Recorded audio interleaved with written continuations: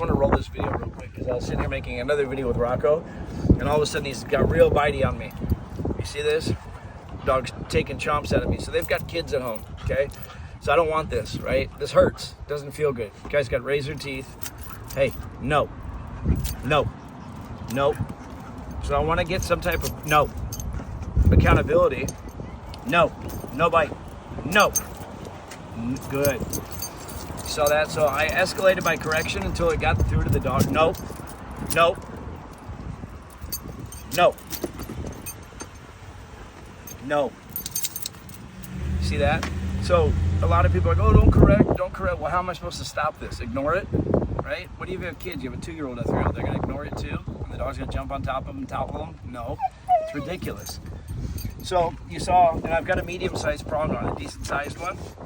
It has a little bit more attention grabbing power, and obviously you see this is a puppy. I'm correcting him on the prong. You don't hear this dog screaming or being hurt, so it's a good example of a prong collar too. Like, it's not hurting the dog in any way, shape, or form. This is a baby.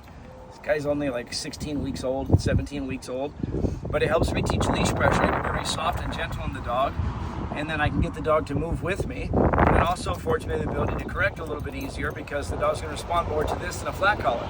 But you see the dog's not being hurt by it.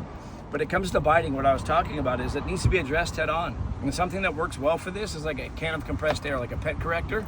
Dog goes to bite me, spray in the butt with the air, it's gonna spook him a little bit, but that becomes the association with biting people's hands. Now the dog goes, oh, okay, well the boogeyman gets me for that. I don't like that. And so people would argue that, like, oh, you don't want to spook your puppy. Well, I also don't want my puppy being bit, my kids being bit by my puppy. And then all of a sudden this dog's rehomed because now nobody can stop the biting. So you got to weigh out the cost of what you're doing with the dog, right? Professionals are going to manage the dog really well. They're going to take this energy and they're going to transfer it into drive with a toy or a tug.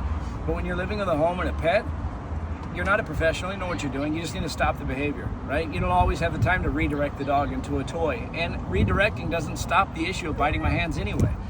If there's no correction for biting my hands, then what tells the dog not to do that in the future? Nothing. So let's say I redirect him to a toy, that's not going to stop him in the future for going for my hand. There's no imprinting in the brain, letting the brain know that's not acceptable behavior, okay? So you want to address this stuff head on. And you saw I was being very soft on the dog and I escalated as necessary, but I didn't go over the top. I just get it to where it would stop the behavior, and that was the end of it. Then I quit. So same thing you need to do with work with your puppy. Same thing you need to do. Figure out what's going to stop the behavior. I know they hear you. You want out. Once you figure that out, you're good to go. All right, guys? Thanks.